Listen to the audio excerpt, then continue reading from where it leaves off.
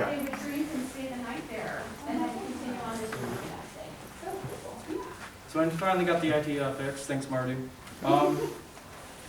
So I already talked a little bit why I'm presenting this and everything. If you have any questions while I'm going throughout this, just please don't hesitate to ask. I'm not trying to make this boring, like a boring history lecture. I'm trying to make it a little bit incentive.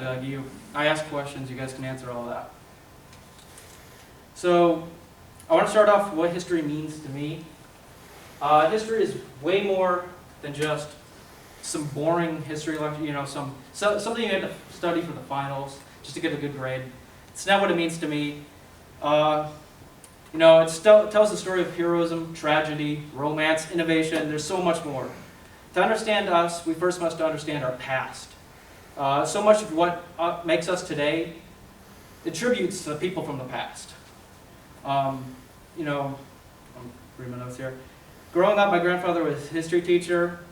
He told me random history facts as a kid, and I started to pick up on that stuff. I started to learn, started to understand, and it wasn't until I was actually a little bit older that I actually understood what he was saying. But stories from like Alexander the Great, who at the age of 33 conquered Persia, destroyed the Persian Empire, became king of Babylon, and marched all the way to India. The story of Ulysses S. Grant, who, after the Mexican-American War, he was impoverished. He was fighting tooth and nail to provide for his family. And then he ended ultimately in 1865 defeating the Confederate Army, preserving the Union, and ultimately becoming the 18th President of the United States. Stuff like that, it's inspiring. When I'm in bad times, I sit and think, I don't have it all that bad. The guys at the Chosin Reservoir, Normandy, and Gettysburg, they had it so much worse. I'm only dealing with not even 1% bad is what they went through. So I'm going to make it a little bit easier. Timeline of human history, that's just a brief timeline. You got Mesopotamia. So it's about a little bit over 3,000, 4,000 years worth of history. It's amazing. A lot of people don't look back as far as that, and it's astonishing. Like, you think these people are so off from you. But they affect you very heavily, and you just don't realize it. So I want to start off with the ancient world. There's three main eras I'd like to attribute. Of course, you can break down to even more niche subjects. But there's the ancient era, the Middle Ages, and the modern era. The ancient era is a saga of early human history lasting from 3000 BC to 500 AD.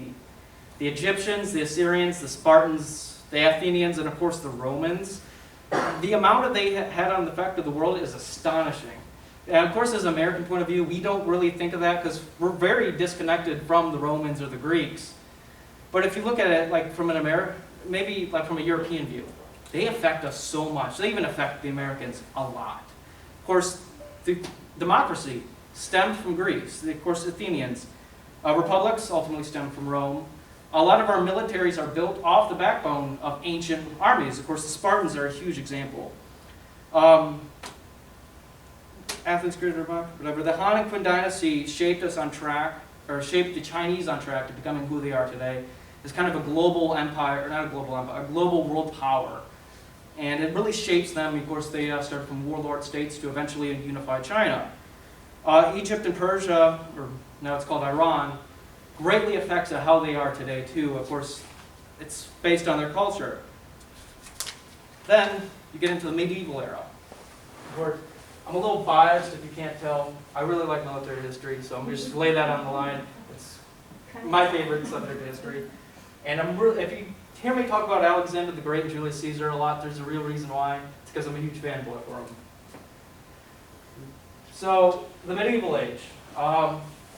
The medieval age started where the Western Roman Empire fell, and the Eastern Empire, and it ended where the Eastern Empire fell.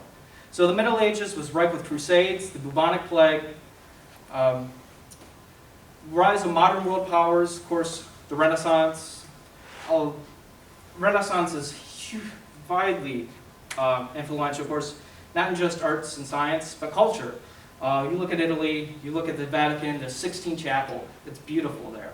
I've never been there, but I just seen pictures and stuff. It's really cool. France and England emerged out of the 100 Years' War, and they became kind of the two top dogs in Europe. And of course, it leads us to the modern era. The modern era started with the fall of Constantinople and the sailing of Christopher Columbus to the New World. Obviously, we are still in the modern era, but a lot of history can atone to us.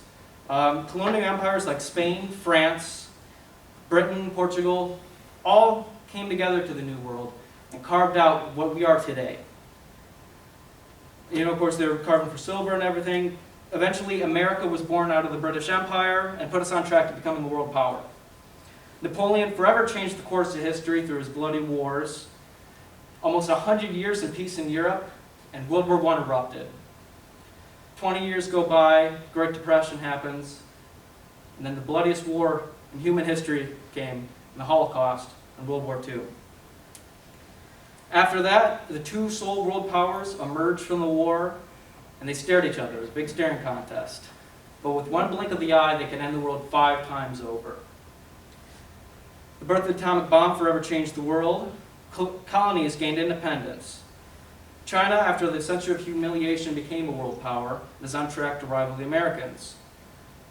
Tragedy of 9/11 starts the ongoing war of the war on terror, and here we are in 2021. It's still crazy. We stand the slow tick of time.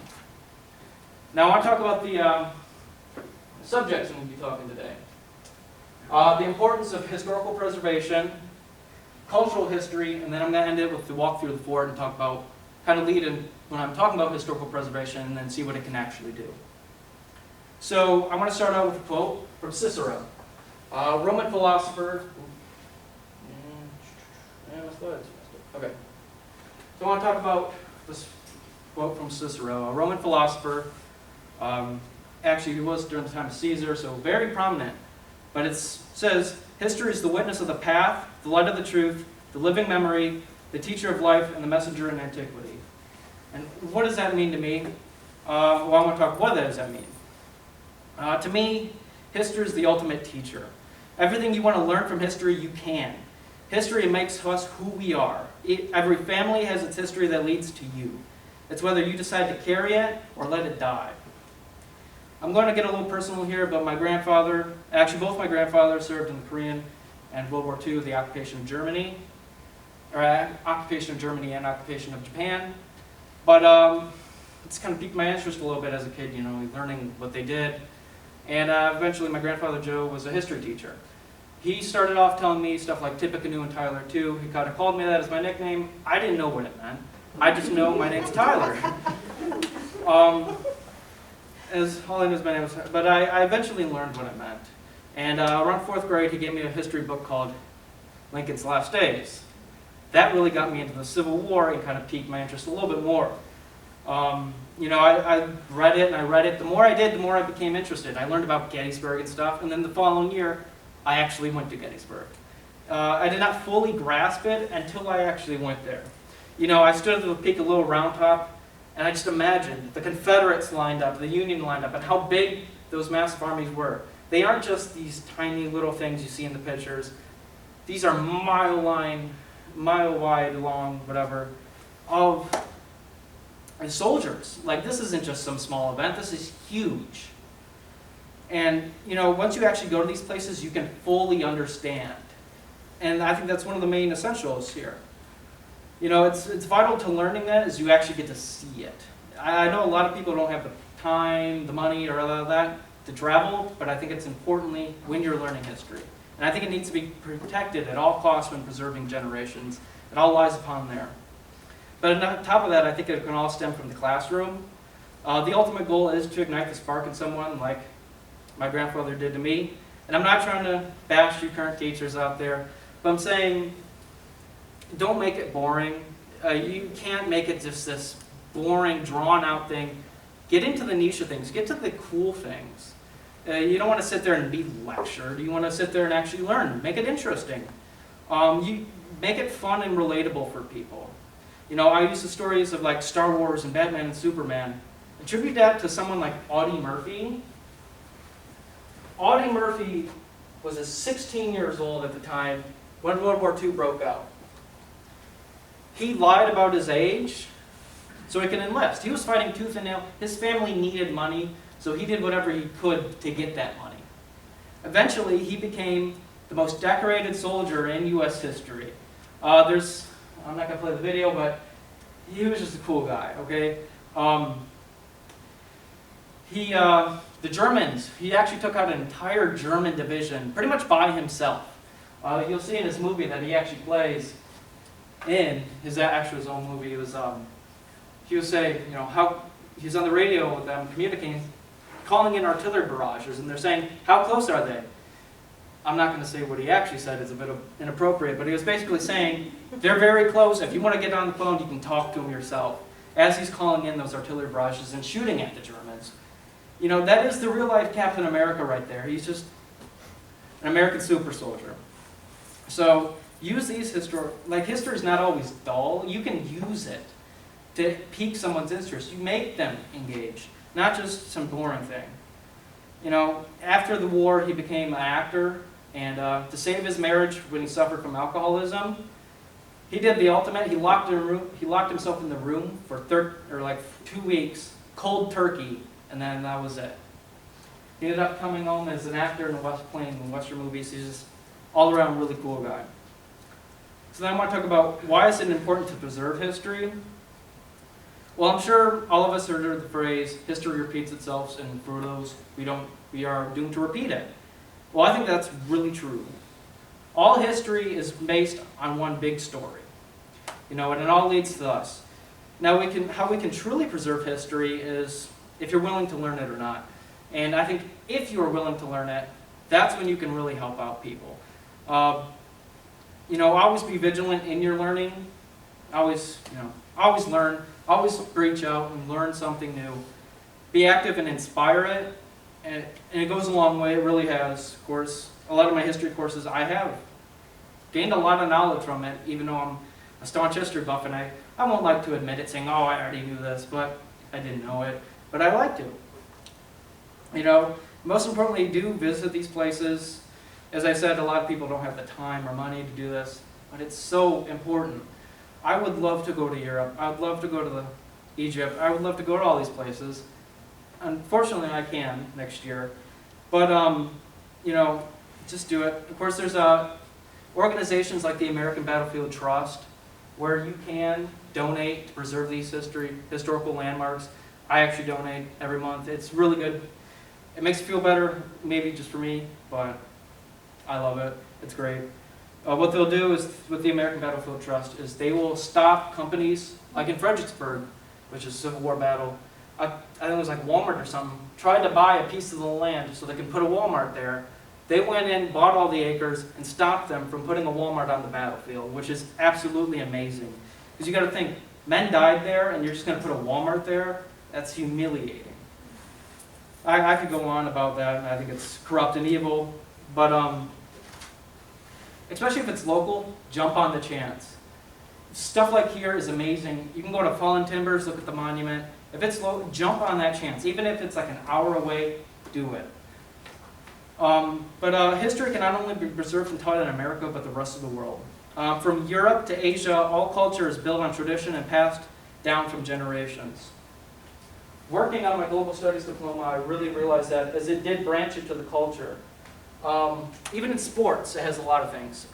The Minnesota Vikings, how they got their name was a lot of Norwegians immigrated to Minnesota.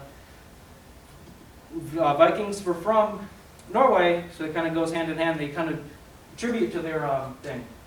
Of course, the Olympics, ancient Greeks, how it started with that. Arguably my favorite sport of all time, MMA, Bruce Lee, combined hundreds and hundreds of years of martial arts and put it into one, and it's amazing. But you can kind of see where it gets into the niche of things, that it's not even just in the history classroom, but it broadens into sports. You really look into it, it's amazing. But, you know, learning this, I realized, like, you know, when we're talking about Russia and Crimea right now, why do they want Crimea? Well, historically Crimea was Russian, part of the USSR, part of the Russian Empire, and they historically needed that warm water port. They have their Atlantic ports, but they needed that warm water port. They lost it when the Soviet Union fell, and their economy actually does a little bit hurt from it. So I'm not trying to justify that it's right that they're going in and invading Crimea, but I'm saying when you know the history, you can understand it a little bit. And that's why there's like animosity towards China and Japan, because what happened in the rape of Nanjing. History affects us all, and I think it's important when you talk about political relations and everything that you understand their history between each other. So look at places like Europe, for example. In Rome, you can walk this road that Caesar walked. You know, you can go to the Colosseum where the gladiators fought to the death. See the Vatican where the Sistine Chapel is, and hundreds of years of religious history is kept there. In Paris, you can step on the Notre Dame where Napoleon, one of my favorite people in history, one of the most important people in history, was crowned Emperor of the French, with Charlemagne's crown nonetheless. Charlemagne was the first Emperor of the Franks. Visit the Louvre, where centuries of art is there, including the Mona Lisa.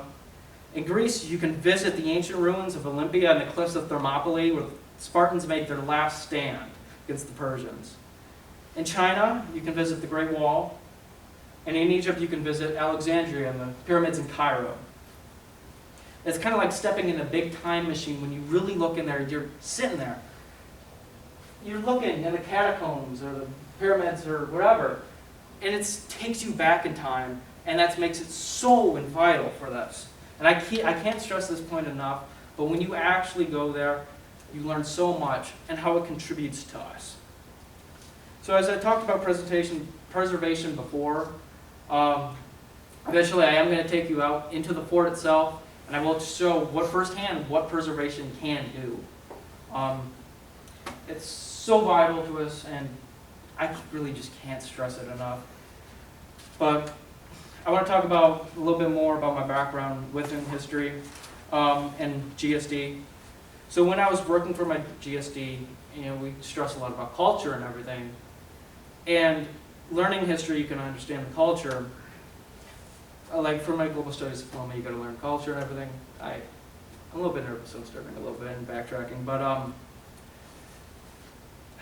it just, when you learn the history, and you learn to repeat it, it makes us who we are today. Like our culture's also important. When you're looking back at cultures and you're wondering, why do they act like that? They're savages, You look at the natives in the Amazon right now, and they are being treated like they're savages. It's just their culture. There's nothing you really can do about it. You can't go in and change their culture. But it's important to learning a worldly perspective and understanding them. So I'm going to take a little break here a little bit, and then I'm actually going to bring you guys out to the fort. So if you guys want a little 5-minute recess, and then you can meet me out back, and I'll take you out to the fort. All right.